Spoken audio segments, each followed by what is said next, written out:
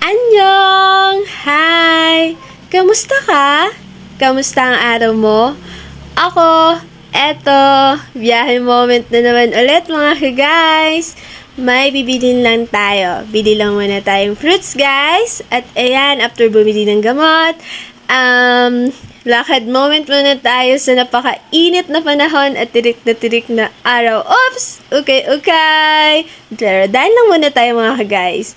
Daan lang din muna tayo dito at may bibilhin lang. Konting grocery lang sa SM Cherry mga guys. And then, uwian time na tayo. Ayan, biyahe na moment na ulit mga guys. Thank you! Sana marami pang mag-subscribe sa aking YouTube channel mga guys. Thank you everyone! Ikaw, kamusta ang araw mo? Sana okay ka lang lagi. And be happy lang tayo always mga guys. Kamusta Hamida?